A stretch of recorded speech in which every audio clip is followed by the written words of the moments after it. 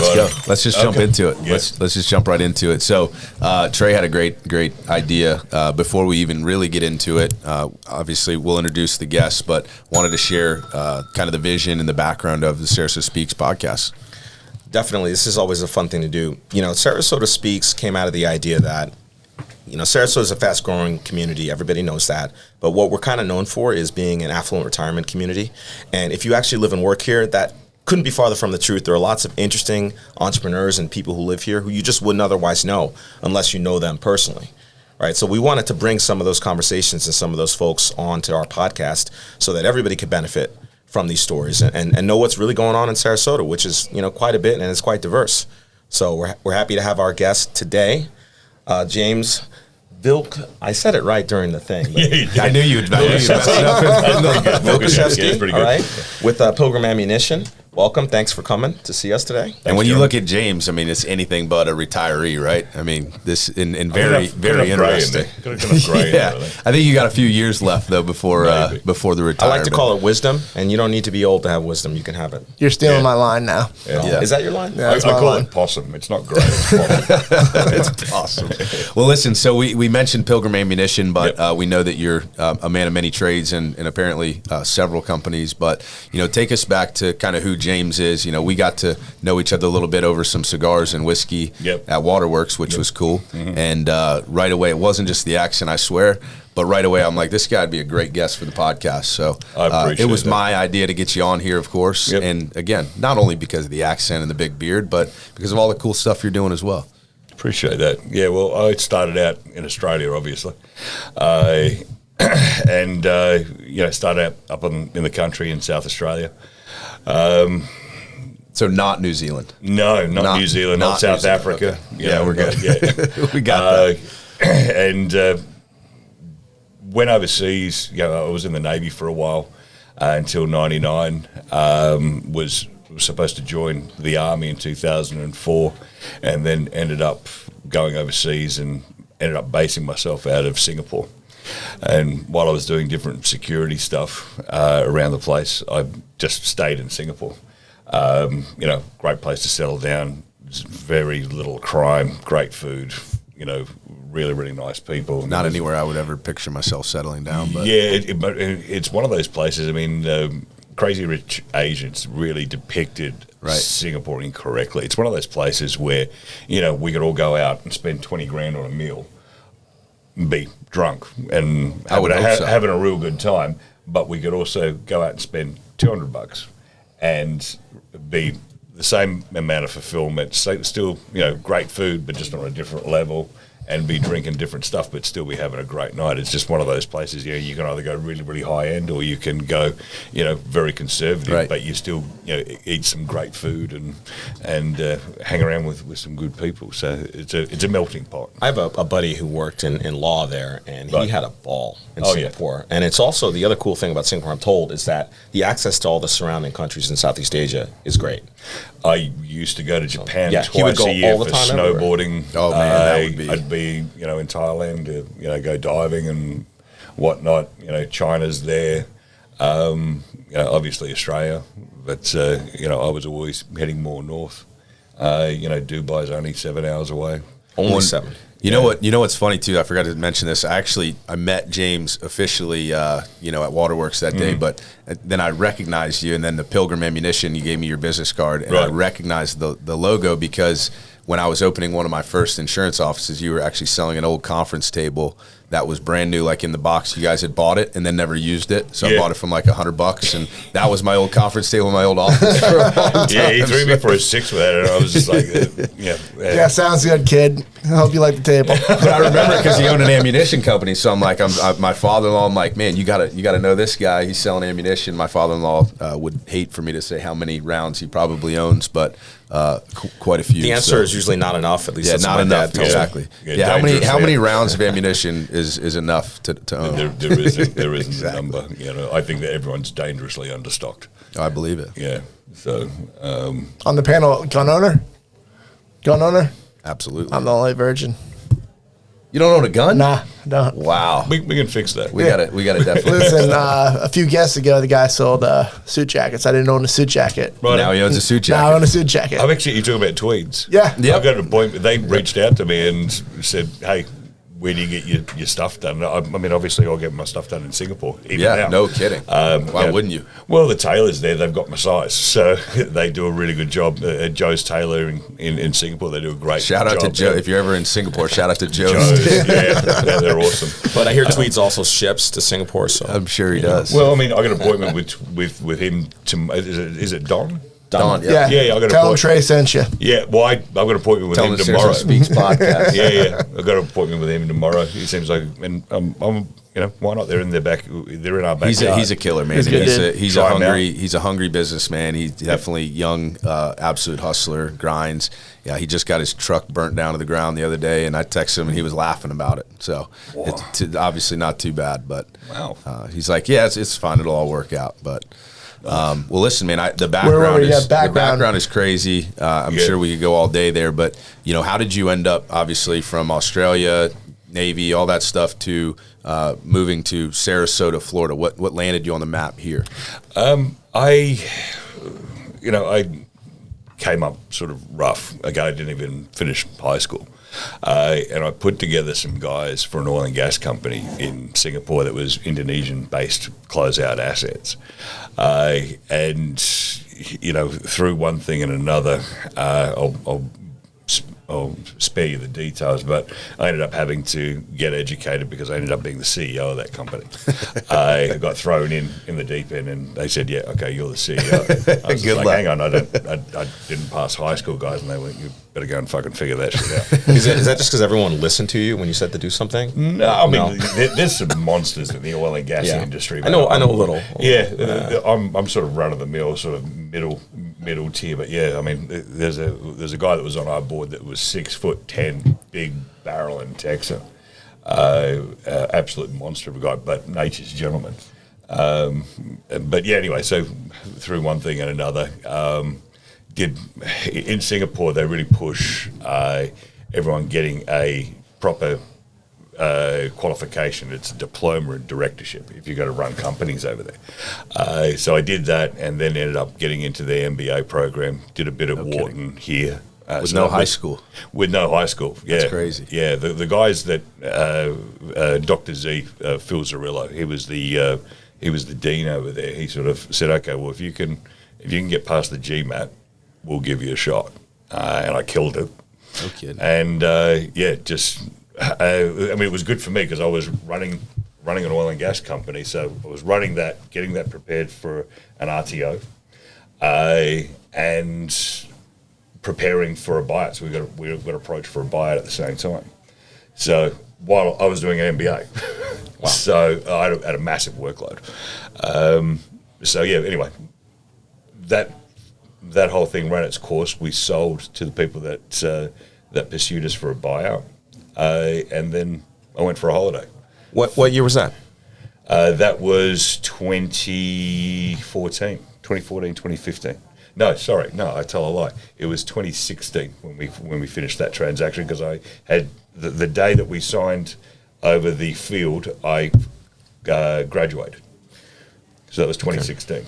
I remember 2015 not being a great year for the oil and gas patch. No, it wasn't. And ours was a closeout field. Mm-hmm. So we would have had to do all of the government reclamation of the lands and all the rest of it. It would have been a massive headache, but it was producing.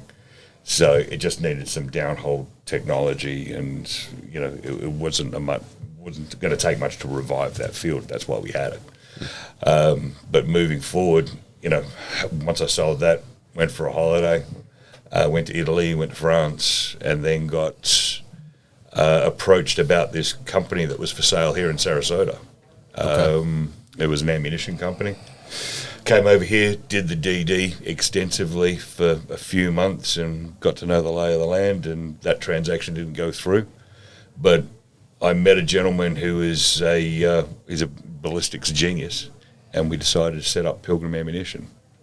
Now, a lot of people think that Pilgrim comes from the old John Wayne thing or, whatnot. Right. Pilgrim is a sort of affectionate name for goes back to a poem called Once a Pilgrim. And it's an affectionate name for the British SAS. Two of our board members were from 22nd Squadron. I got you. So that's where the name Pilgrim comes from. I love that, and that's like just a kind of a random coincidence that you came to Sarasota and then ended up staying because that deal didn't go through. Yep. But you met somebody here. Now, you had mentioned before the show that you really don't plan on going anywhere either. So no. I mean, look, and we're moving a lot of our production and a lot of our not the innovation so much, but the breakout of new rounds that we're working on. That's all happening in Tennessee, a place called Cleveland, just outside of Chattanooga. Right. But the innovations company we're going to base here because there seems to be a lot of talent. Yeah. I mean, finding run-of-the-mill workers here can be challenging, at least in our industry. But when it comes down to, finding talent with people that want to sort of, eat what they kill and build something up, but just need a bit of direction and a bit of structure and maybe a little bit of capital. Right. I think there's a lot of people here that are looking to do that in various industries.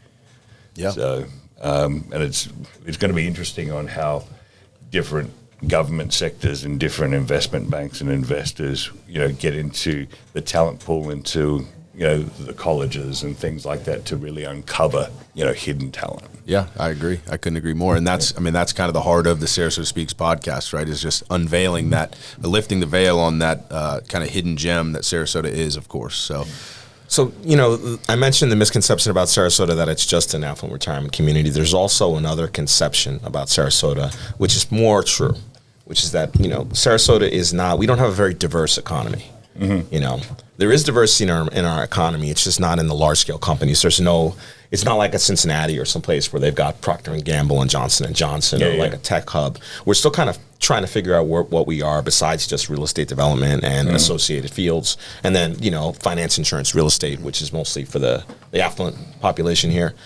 There's other folks. There's, like you said, there are a lot of people who eat what they kill here. But they're in such disparate industries that we don't really have like one or two areas that people can point to and say, that's a hub for this. Besides the arts, we do that okay. I think we do. We do that well, I think. Would you guys agree with that? Yeah, absolutely. Yeah. I mean, I just over in the arts district earlier. So there you go. So we're working on that. The over in Rosemary, we're working on that. It's going to come down to development. And I think that the more that we, for building up businesses and nurturing entrepreneurs and innovators, leverage as much as we can from Tampa until things really build up here. I mean, Benchmark, you familiar with Benchmark in Tampa? I'm not off the top of my head, no. Benchmark International, they do a lot with, I can introduce you to the guys over there just to have a chat. Love introductions. They're doing a lot with, figuring out, which companies are looking for capital partners, who's looking for an MBO, who's looking for debt financing, et cetera, et cetera. And they're closing, a couple of deals a month. Really? Wow. Yeah. So, well, that day that we actually met at Waterworks, Eric Arroyo had enlightened us on the fact that it was actually Miami #1, right? Orlando #2, and then Sarasota #3 as far as growth in the economy and whatnot over growth in. St. Pete I think he Tampa. said growth in investment money, venture capital money. Venture capital. That's what it was. yeah. I mean, which is pretty surprising for me. Well, that's changed a lot. I mean, when I first came here back in 2018, I was really sort of getting what this could be because I hadn't closed out the guys in Singapore that back us yet. And what I found back in 2018 is, most of the people that said that they were VC weren't really venture capitalists. They were more, they had their pool of people, their money that they managed, and they were just trying to stay in front of inflation. They weren't really, but I mean, things are changing since that time, I think, into people that are saying, okay, well, I find that sexy. Let's get into it. Let's figure out what the revenue model is and how we're going to make it and then build it up from there. But that seems to be only over the last, I think, post-COVID. Right, I get what you're saying, because there is a difference between being in the VC structure or the private equity structure than just being a guy with a bunch of cash, or a group of guys with a bunch of cash who don't have a process and and an infrastructure, right? Yeah, and sometimes that works. You know, guys. Listen, money is money, right? Yeah. It can work. Yeah, but you know, having a clear picture of, okay, what are the ins, what are the outs?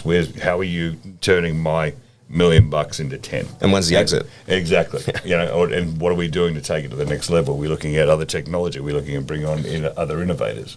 You know, what are we doing to make sure that whatever widget you're selling is going to be more cost effective? And I know that you want to get into Six Sigma strategies later, but whatever. Yeah, we'll get there. We got time. I got to know. You know, for me. And one of the biggest reasons I do this podcast, and I think we all have our own reasons, but I love to learn from our guests, of course, and to have someone that wasn't high school educated originally, that then, you know, went to business school, or, you know, business director school, to then take that to, you know, Wharton. And did you finish your MBA, or you just I finished my MBA. So and Wharton was only a section of that. It was run through Singapore Management University, right? And they had a lot of Westerners there that were running that school, as well as, actually, it was a good melting pot. A lot of people from China, a lot of people from India. So yeah, we did there. We did the Indian School of Business in Hyderabad, Guanghua in Beijing. What's that? Yeah, it was another very old. Never heard of it. Write that down. I think the only older business school than Guanghua is Oxford. Really? Wow. Yeah. Oxford Said Business School. I think that's what it's called. Yeah. I could be wrong. Yeah. I don't know. Felipe's the smart one on this podcast.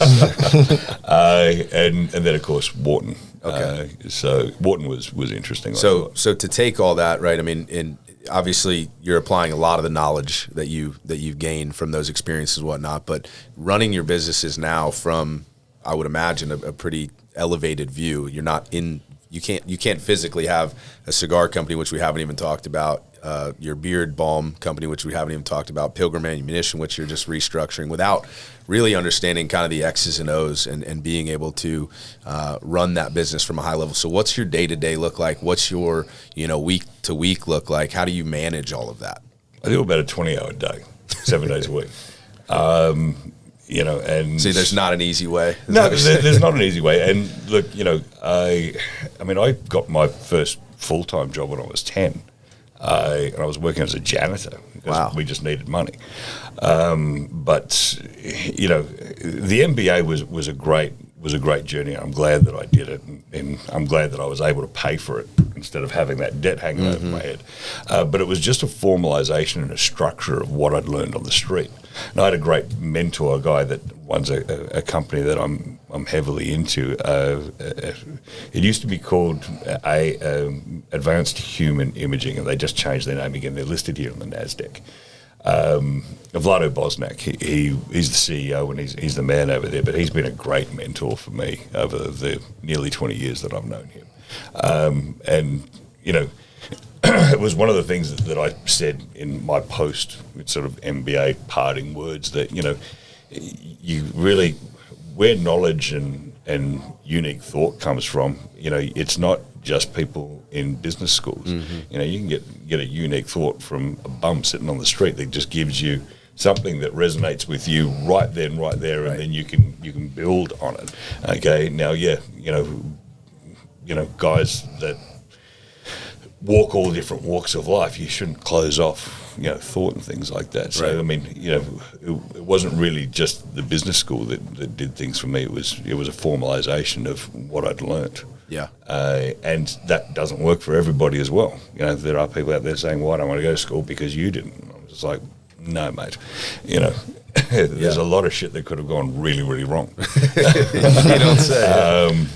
You know, and it's something you got to be thankful for. You just got to walk your own road. Right. Yeah. I love that. And that's because that's kind of my story, obviously. No formal college education. It was like just thrown in insurance and then, you know, figuring it out on the street. So I'm glad you were able to differentiate that, you know, the MBA mattered and it certainly helped, but it was really just that formalization. It helped other people take me more seriously. I go, now Steve Diggle, who runs... It opens some doors for you. Well, no, I mean, for Steve, I mean, it's the first thing that he says to people when he introduces me. Well, this is James, and he runs Pilgrim for me, and he's got an MBA.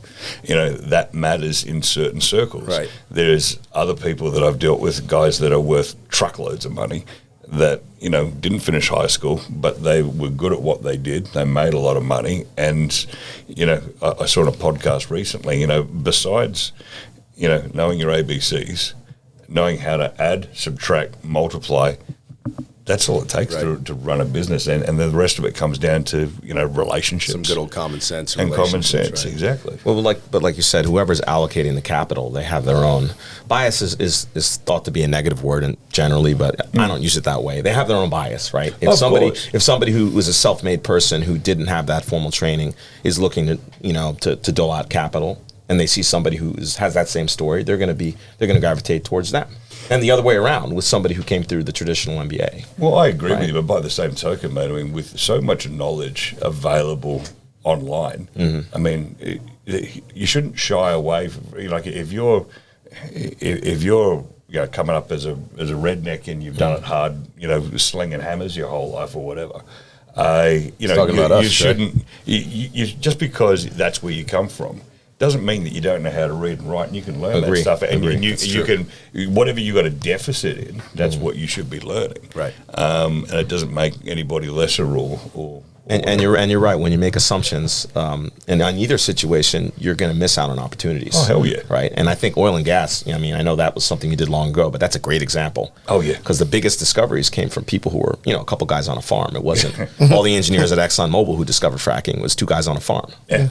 It's incredible. Exactly. And they made truckloads. How did you land in that? How did you land in that seat to begin with the oil and gas company? Because the transition from what you were doing before, was it related? Was it no, mate? I mean, relationships. I ended up in Singapore because I ended up doing a lot of security work. Okay. And I ended up over in foreign lands and things like that. So, and what I was doing on my time back home, although I was in Singapore, was I was putting business together. So I started doing oil and gas manpower, and that came about because, I was spending a lot of time in bars, seeing a lot of people and thinking, well, I can do that. Right. And it came about where a guy from ConocoPhillips wanted to do a rework. It wasn't ConocoPhillips, it was Transocean. They were looking to do a rework on one of their vessels. They needed a project manager, and I knew a guy that had exactly what they wanted and knew he was available. Now, normally in the manpower game, you're paying 3 months' salary as a commission to whoever gets you the talent. I said to the guy, I'll charge you 1 month, and I built a business out of it. And bam, you're in the HR business for the oil and gas. Yeah, exactly. And I grew it to 10,000 CVs. And it all came from bars. What's a CV? It's curriculum vitae. Yeah. Resume. The data on somebody. It's the thing next to where it says resume when you're like recruiting on LinkedIn or Indeed or anything like that. I knew what the abbreviation was, to be fair, but I did not know the actual vernacular for it. And he says it better than me anyway. I would have screwed that up. So build that business up, and what happened was we got it down the track. It was just me by myself. And then I found 2 guys that had a PLC. It was on the London Exchange. And they promised their investors that they were going to acquire 30 companies over 12 months, and they were 10 short. I was just like, okay. Throw mine in the mix. There you go. I've got all the licenses. I've got everything. It's going to cost you that much. And they went, yep, no worries. Signed it off in 2 weeks. It's kind of a home run, huh? Well, it was a home run. Another one? Yeah. But the thing is, it screwed up all of my expectations because I did that. I only had it for 6 months, sold it. I was just like, they're all going to be that easy. Yeah, right. No way in hell. It's, sometimes better to be lucky than good. You throw a little hard work on top of that. So why don't we shift over to Pilgrim Ammunitions, and you can explain how you said that your partner is an ammunitions genius. So how does your ammunition differ from other things on the market? Okay, well, the biggest, I've got a box of our stuff here. Okay, the biggest unique selling point that we've got is this stuff moves super fast and it's super light. Okay, so I didn't bring another bullet for us to compare with. Okay, but that's 50 grains. Now, most 9 mil. Very light. Most 9 mil is about 115 grades, goes up to 147, whatnot. The other thing is that this being so light, and the way that we have this powdered, and the primers and whatnot, the other attributes to this, we've got this moving at 2,000 feet per second, which is around about at a minimum twice what most really. Lines. So you're 2,000. Yeah, 2,000 feet per second. And then this industry standard is about 1,000. You're saying? There are other ammunition that are getting up there with us now, but it's velocity increases about on our 9 mil. We say it's about 70% more velocity. Cool. Now with a lighter weight bullet moving moving faster. When that hits a target, it delivers more kinetic energy. So we're delivering about 35%. We're delivering about 30% more destructive power. Cool. Okay, so what happens with our stuff being the hollow point, if you have a look at how deep that crevice is, the way that we've got that manufactured is that it'll penetrate barriers, so it will go through drywall, go through 2x4s, go through car doors, windshield glass. So this is technically a hollow point? That is a hollow point. Okay. That is a hollow point.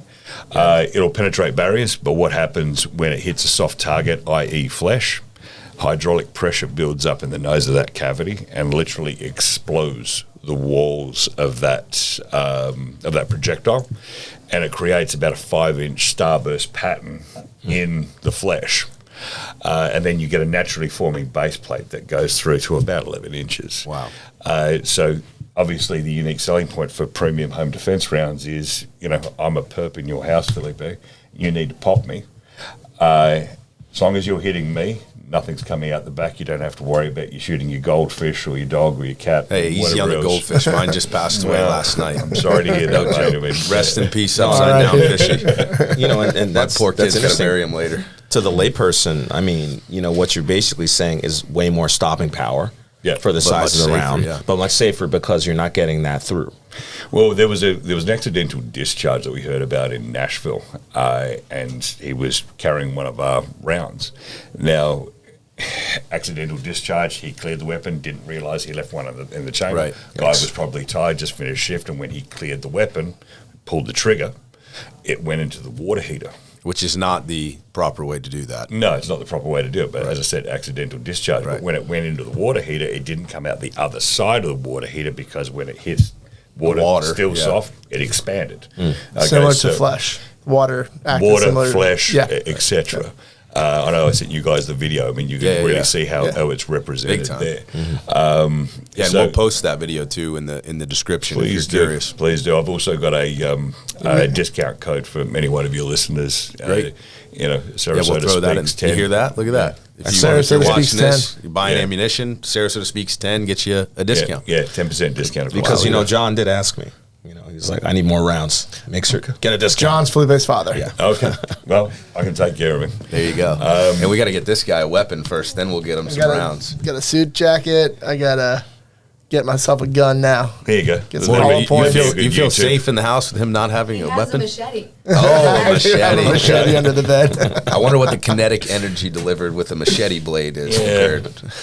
Well, my thought process, not owning a gun before, was back, in my 20s when I drank so much. I was scared about having the gun around drunk Trey. But now that I've grown up so much and less alcohol. And working 7 days a week. Maybe after it your might be birthday time weekend. to get the handgun. Maybe after the big birthday weekend, we get you a weapon, Exactly. self-defense. I'm doing the same thing with my chick. I got her mum a little P365 the other day. I'm going to do the same thing with my girl, and teach So you how you to get use the it. mom one, you get your girlfriend one, you get me a little bitch gun too. Is that what we're saying? Yeah. A little P, a We P, got it, yeah, a P something. The thing is, I mean, there's so many small weapons that will just fit in your pocket that all carry 9. Okay, so at the end of the day, you carry conceal because you want to conceal. What you need is the kinetic energy delivery, which is that 450 foot-pounds. And, having it not go through a target is really what you want because, That makes sense. Like talking to a layperson, I wouldn't consider that. My knowledge of Hall points is, in the movies, it's supposed to be, Better. Most penetration. yeah. Yeah. But I didn't think about the safety aspect when you shoot your target to not go exit and hit something you don't want to hit. Well, FBI protocols still state that for a round to be effective, it has to penetrate 16 inches of gel block. Now, But you said 11 inches for your. well, it goes to 11 inches, and all gel blocks are about 16 inches Right, that right. you do your testing on. Right. But I don't know anybody who's got a 16-inch chest cavity. Yeah, So, right. if you're worried about where your round, and you're responsible for where your round goes. So, I Correct. mean, if Philippe shoots me and you're standing behind me, Trey, it goes through me and into you, but you weren't doing anything, you were just there, drinking your coffee, he's still responsible for hitting you, even though that I was trying to attack him. And that's where, the added thing with insurance, like with people with, this may be something you're interested in, your USCCA. Yeah. They offer insurance.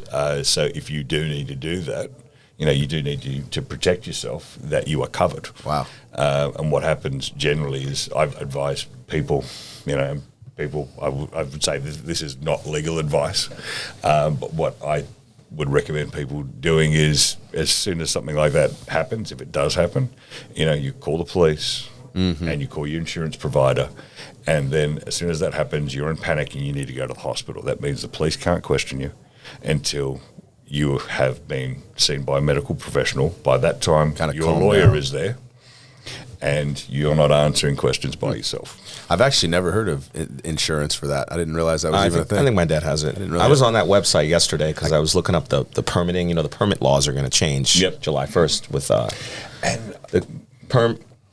Some people call it constitutional carry. Some people call it permitless carry. I don't know, but I think that it's going to have a lot of changes on the industry. I think so too. Yeah. Some positive, some negative. Anyone want to loop us in on what the changes are? Constitutional carry will be becoming a thing here, so you don't need to go get a carry permit to be carrying a weapon. Okay. So to conceal it, Yeah. which prior to July 1st, you needed to have You got to go to take a course. take a course, and, go through all that. fingerprinted, So they're loosening the laws. Yes. Okay. Yeah. And So what are your means thoughts anybody- on that? Well, okay, I don't know where. I'm in a bit of a unique box. I'm here on an E3 visa, okay, and I'm going to go for a green card soon. Now, obviously, that'll change. I can carry concealed then, but as it is right now, I can't carry a weapon. Okay, now, does that mean that I'm still not a citizen? I'm here on an E3 visa. Does that mean I'm going to be able to carry concealed because I'm here legally? Or am I not going to be able to? I don't know, and to be honest, I don't want to have that conversation just in case I'm painted in a bad light. I'd prefer to wait till I get my green card when I'm legal. That's probably I'll be smart. honest. Gotcha. That's But probably smart. as a whole, as a policy, As a where do you policy, stand?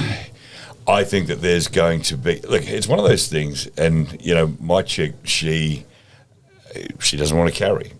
And my logic to her was it's better to have it and not need it than need it and not have it. Absolutely. And she's 5 foot nothing, and although she's fit as fuck, what is she going to do again? I mean, I'm 6'2" and 270. What's she going to do to me? Unless, she puts a round in me. Do you think she could take Felipe? I reckon she give him a run for the money, but I mean, he's still got a beard, so It's a very good source of power. I agree. But you're right. We don't really know what's going to go on with this law. I mean, I don't want to upset the 2A people out there who are, excited about this. Some are excited and some are not. Some think this doesn't go far enough because there's still no open carry in Florida. You can't. My only thing would, and I think all the 2A people or saying this is that it takes the educational part out of the picture, right? So now you could buy a gun, never having really shot a gun, carry that gun, and now, that's not necessarily responsible for you to carry a gun and not know how to use it. Then you accidentally discharge into your washer and dryer, or your water heater, you would hope, and it's not a person. But that's the the silver lining in that story is, thank God it was a water heater and not his child or not his family member or something like that. Because that's when I think about this thing not penetrating through your target and going out the back, I think of, okay, my room is situated here. I have someone break in through my front door. I'm discharging the firearm at him. Now both of my kids' bedrooms are directly behind that. And of course, maybe it's a long shot, but if it's a rifle round, or if it's a round that doesn't stop inside that cavity, then you're risking that. And so that's where this technology from home defense standpoint makes a freaking ton of sense. Yeah, and like you said, they far superior. 16-inch cavity doesn't really exist. Yeah, exactly. But I mean, look, there are going to be pluses and minuses to loosening up the laws. Just to answer your question, Trey, there's going to be pluses and minuses, and we're not going to know until we're a couple of years into it. And the laws will either change or they won't. I mean, I don't carry. I'm not allowed to carry. I assume if you were allowed to carry, you would carry. Definitely. Now, do you want to segue that into the gun control laws in Australia versus America? Australia is a very different place to what I left. I had to go back to Australia for the first time in 15 years in 2019 to get my visa. And I walked into a bar and, just said to the chick behind the bar, I said, "G'day, sweetheart, just get me double 1942 and a large Kim." She went, "What'd you say to me?" I said, she goes, "Before that." It's because I called her sweetheart. Sweetheart, yeah. And she was objectified. I was like, Jesus Christ, this is not the Australia that I left. Yeah. If you didn't call a barmaid sweetheart, she'd probably spit in your drink. Yeah. And if you call them a barmaid here, then they're pissed. Yeah, exactly. So you're screwed up all over I'm the told place. that I get away with it because of my right. accent. But Right. The thing is, Hey, sugar tits. Hey, can you call the barmaid over here, please? Yeah. But I mean, look, Australia spruiked on how they saved it, and I've had this discussion many times on podcasts, and this is my stance on it. After living here for 5 years, anybody who's in Australia or anybody who is Australian that has got opinions that you can do what happened in Australia here should shut the fuck up. Because they're not here. They're not here. Right. Okay, and it's none of their concern. And they say, well, it worked in Australia. Yeah, it worked in Australia because we've got 27 million people in a landmass that's slightly smaller than America. Pretty isolated. Pretty isolated. We got plenty of cops around, and we don't have as many bad guys as what you've got here. Okay, now, bearing in mind, all the bad guys still have guns. Okay, before I left Australia, I was bouncing on a door and I got shot at. Okay, now, if we're in this lovely utopia that has got all these gun laws in place, why was I being shot at? I was being shot at because bad guys will still get guns wherever they are. Criminals don't care about breaking the law. No, of course not. Okay, now, I broke down this scenario for some people that I was having a talk with in a similar circumstance in LA.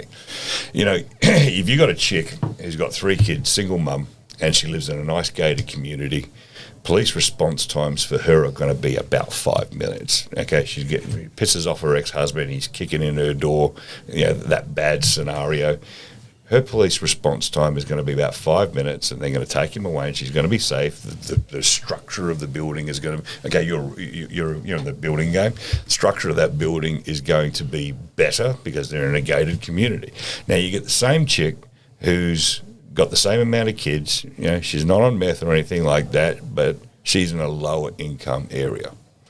Everybody knows police response times in those areas, half an hour, 45 minutes. Okay. Why is her life, and it's not as structurally sound, some of those doors you could probably walk through with a sneeze if you needed to. Why is her life and the life of her kids worth less just because she's in a lower income area? She should have the right to be able to go down and get whatever weapons she can get and defend herself and her kids. So you're saying the right to bear arms levels the playing field for the less affluent. Well, yeah. Look at. I like that argument. Well, look at the stats. I mean, everywhere that's got very strict gun laws have most of the gun deaths. You go to places in Texas, nobody screws up there because they know that everyone's armed. Mm-hmm. So, it is what it is. Makes sense. I think that we're doing a lot of reach out into different church groups, large churches that have security teams, and they're interested in the zero penetration factor. Mm-hmm. You go, are you going to see some of these large Texas or southern churches having people come in there? No, they know they've got a security team, and they know that everybody in all the pews has probably got a gun on them or in their purse, and there's easier targets in that place. You want to go get yourself in trouble. What do they call them? They call them soft targets, like places soft that are targets, not secure. Yeah. But it's really interesting because people wouldn't think, who are not part of this world, that one of your biggest selling features is safety. Oh, hell yeah! For an ammunition, we're Prop 65 certified, which means that we can sell this in California. California's got a law against anything that's lead. Now, there's traces of lead in the primer. I thought you were going to say California has a law against anything. Well, most things. I don't want to piss off anyone in your country. So, but yeah, it's Prop 65 certified. So this is copper and nickel. Yeah, which is much lighter, right? Much lighter, but it's also the environmental factor. Right. Okay, you can't have lead ammo in California because it goes into the soil and gets into the water table and causes problems. So safety friendly, eco friendly. Yep. That's a cool deal. How does your distribution work? How do you gain new customers? During COVID, I got approached by 4 large wholesale distributors, and I refused them all.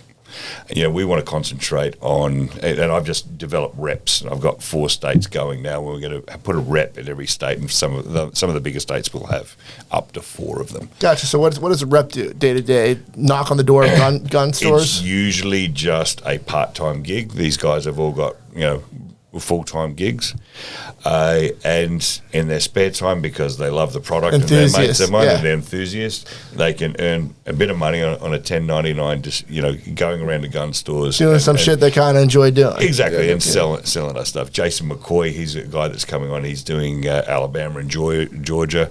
Blakely Kane, who used to be in all the bars here, he was a musician, but he's now up in Maryland working in a guitar factory. On the weekends, he goes to gun stores for me. Brian the Bull Holstein is an ex-pro boxer. He's up in Ohio. And he just goes to gun stores for me and preaches the word, and I send it up there. What are some of the things that the gun stores they like about it, and then some of the pushback you get? Well, they like all the performance stuff that we've already covered. Yeah. They don't like the price. Okay. As with any premium product, everybody wants to drive exactly. They don't want to pay for it. And look, at the end of the day, as we get into the Six Sigma stuff, there's stuff that we've got that are going to bring our cogs down.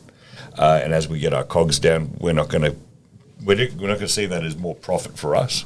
We're going to push that saving onto the bricks and mortar stores, and even give some discounts for our consumers that buy online. We're online and we have bricks and mortar stores. Will Mead at Shark Coast Tactical, he's been a supporter from day one. And everybody, so you got a lot of local love. Cool. Oh yeah. The Bullet Hole, he supports us. The guys at Gun Shop Sarasota, they support us.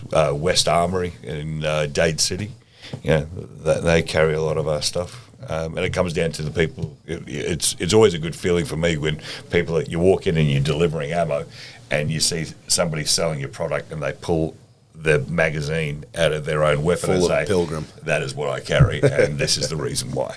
Awesome.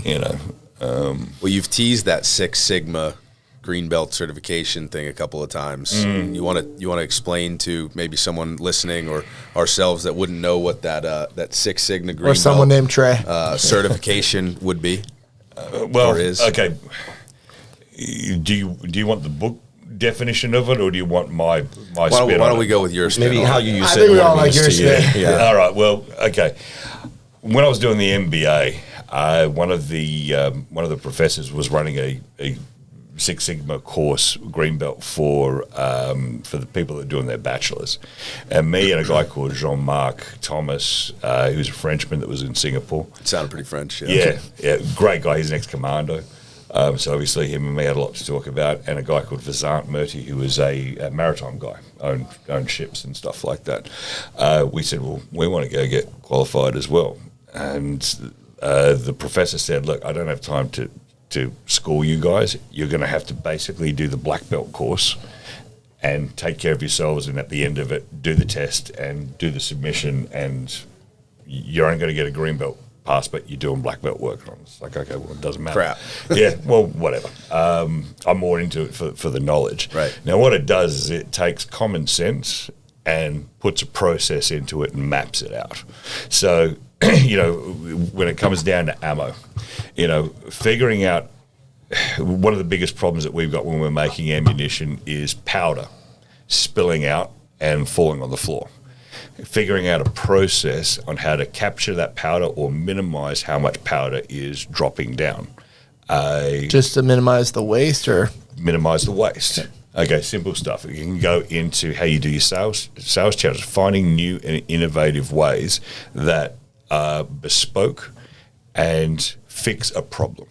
That's what Six Sigma strategy, and they do flow charts and all these other data to really compress it down. But a lot of it is stemmed from common sense and identifying a problem, and then figuring out a way to fix it. And it comes down to a lot of data crunching. You do a lot, standard deviations and breaking down, what the problem is, how to solve it. Bringing your standard deviation down to a reasonable point. So their management principles, I'm trying to remember, I researched this once a while back. Their management principles to solve common business problems and put in place common processes. I think, was it Jack Welch from GE who? Yes. Yeah, who started the process, and it kind of became part of normal business parlance, over the years, and now there's certifications and there's certain businesses that they require you to have that certification to get anywhere in the company. I'll have to check that out. And look, mate, it's a lot of it is just common sense. Right. The biggest problem that I had in doing that course is the way that my brain works is I identify the problem at the same time I put a simple solution for a simple problem. You skip steps. I skip so many steps. Okay, and I have the professor say to me, "You're a 2 Sigma." Yeah, that's great, but how did you get there? And it's like showing your Long math division. Long division. Exactly. It's like I already know that one. I don't need to map it out. But. Exactly. So, oh, that's cool. I think that's brought us about one of our most favorite topics of the show.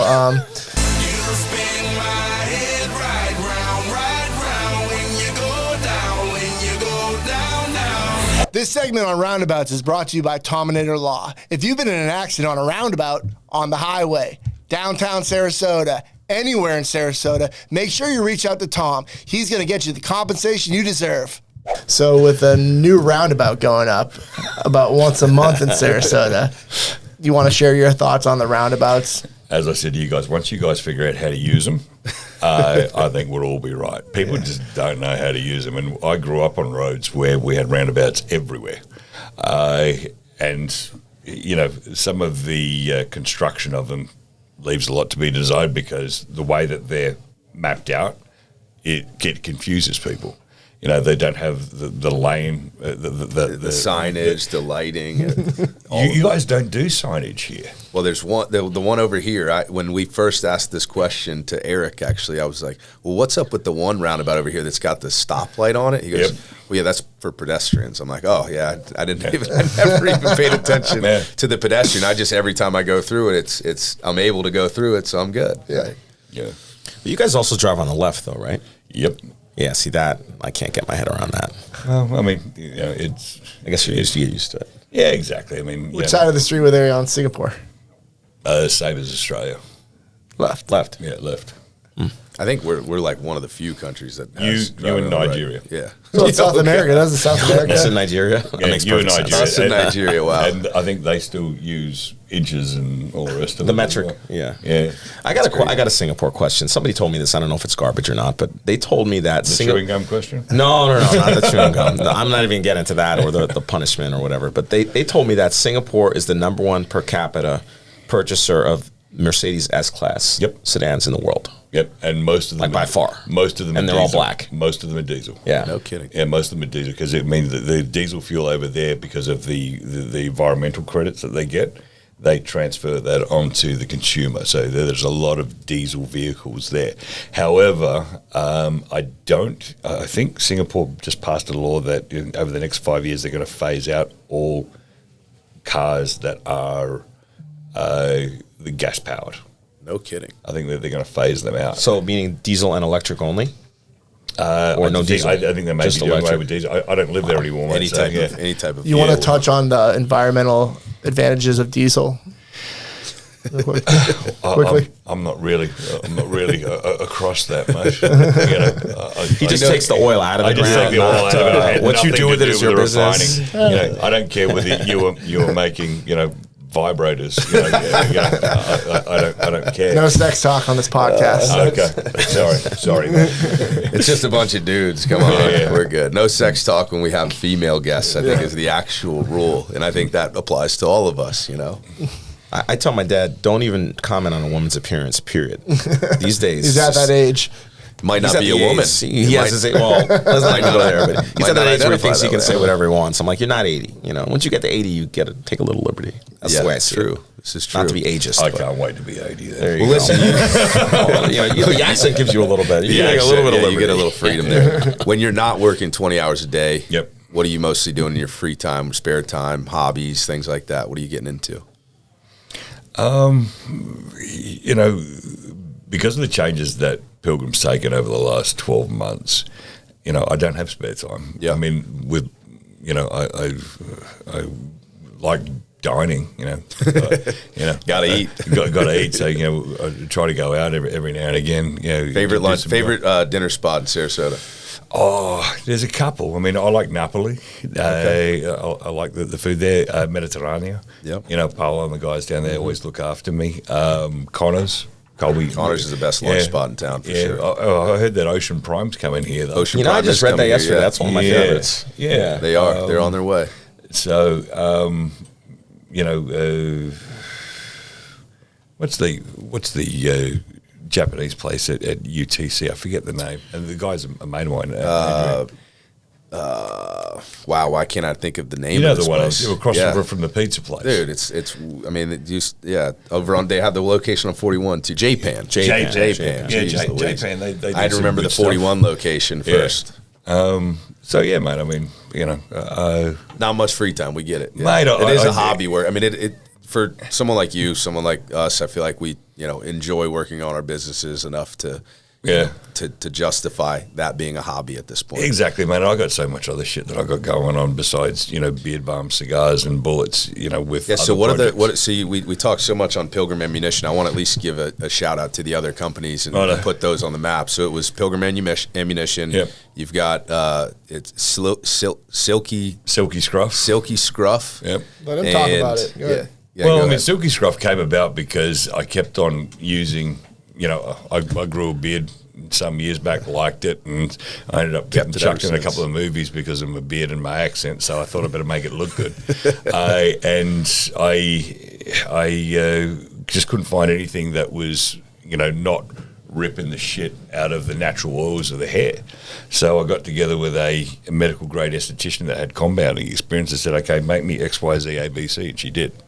And I took it off to somebody else, and we've got production pretty much there. But because when I started up the next one, Scallywag Cigars, love that name. I mean, I did a photo shoot for another cigar company. They didn't pay me, and that was it. Yeah, basically. So this is like a grudge business? Taking them out. No, it wasn't a grudge business for me. No, this is actually a funny. You told me this story at Waterworks. It wasn't a grudge business for me. I was just like, okay, fuck it, I'll let it go. And then I get a no name, no follower Instagram message saying, "What's your number?" I'm not fucking shy. I was just like, "Yeah, there's my number. Fuck it, call me." This guy called me and he goes, "Did such and such ever pay you?" And I'm just like, "Well, no." And he goes, "Great, they didn't fucking pay me either. I made all their cigars for them for the last X amount of weeks. Do you want your own cigar company?" And I was just like, "Well, depends on what your cigars are like." And he goes, "Where are you?" I said, "I'm in Sarasota." He goes, "Great. I'm over on the other side of the state. Give me your address. I'll overnight them to you." I said, "Fuck that. You're 3 hours away." Jumped in the truck, went to see him straight away. Smoked one of his cigars, and what I'm finding with a lot of cigars nowadays is to keep the same flavour profile. They're using a lot of chemicals and sprays in them to keep them going. This guy had none of that, and he's got me 150,000 production a year.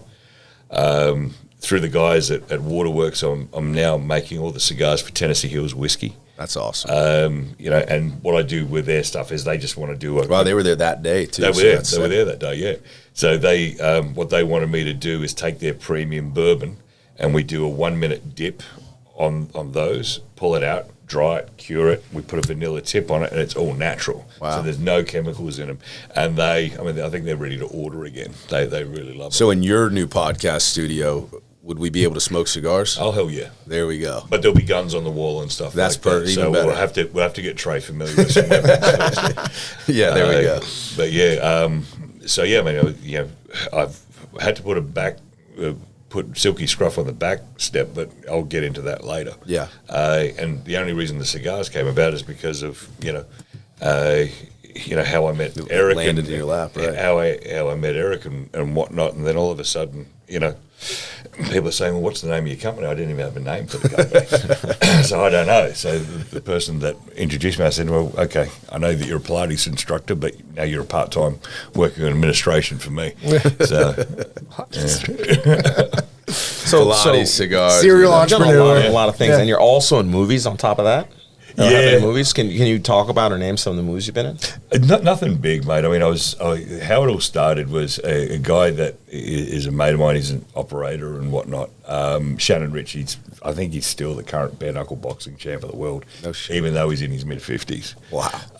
He's just a fucking beast. That's. But I watched him have his last MMA fight in Arizona, and I had a trucker that I had to drop back to Vegas, and he goes, "Well, I'm going there for a movie. Do you mind giving me a lift?" I said, "Yeah, fuck it, jump in." So when we got to Vegas, he goes, "Do you want to come on set?" And I'm just like, "Yeah, no worries, I'll jump on set." And I'm talking to people, and the guy that financed the movie and directed it said, "Who's the asshole in the beard, and the accent?" And they introduced me, and they said, "Do you want to be in the movie?" We need a big bearded man with an accent. That's basically what they need, and then just like, well. Yeah, I suppose. So it all came about that way. I would like to say it's a whole lot of right place, right time for you, but I think you're creating some of that luck on your own there. Yeah, well, the ones that I did past that, I had to, and it's not like I'm a leading man or anything. I don't think you want to see this face on the big screen. But we're creating opportunities. We're looking at doing the investment side of things as well. Okay, where you get into the minimum guarantees and how the business of that business works, and creating more opportunities. So, that's awesome. It's just something I fell into. And it's because I'm always out and I'm always meeting working and I don't apparently, sleep. Yeah, that's awesome. Yeah. So we always do something at the end of the show. For the guests that we're having, we want to know who you would recommend us to get on the podcast, or who you think Sarasota needs to see more of. Well, I mean, if you're talking about some of the people that I've met through Sarasota and through mostly local through Waterworks. I mean, I met the guys from Tennessee Hills, Steve Callahan, that's part of that brand. He would be good. But I mean, how I met those guys and a local guy that I've got an immense amount of respect for is Alan Zirkelbach. Okay, I think he was there that day too, wasn't he? He was that. Yep. He's a construction guy. Yep. If you want his number, I'd be happy to give it to you. I don't know whether this would be his thing, but I mean, he's a very, very good builder. He's actually building the distillery for Tennessee Hills Whiskey up there at the moment. I think they sunk about $30 million into that thing and have gone from doing, I don't know whether it's 50 barrels a month or a year, to 50 barrels a day of bourbon. And where are they building that? Jonesboro. Jonesboro. Yeah, Johnson City. Aren't they doing one here, though? No. Their production facilities are always going to remain up there. I mean, Tennessee Hills Whiskey, Tennessee. Yeah. Well, I knew, but there was some distribution or something that they were looking at land here with Alan, I thought. But I don't know. I don't know about that. I know that they've been guys. talking to the normal reps, the alcohol reps and whatnot. Awesome. Really, really good guys. And Alan, I got an immense amount of respect for. I wouldn't have met the guys from Tennessee Hills without him. So that Waterworks membership paid off then? I haven't got it yet. Well, I haven't got it yet, but I've been talking. Sounds like my fleet-based type of membership. Yeah. Membership-free membership. With the amount, particularly since I've been doing the restructure, I've been away a lot. But it is something that I've got to speak to the guys down there and get a membership just because. No doubt.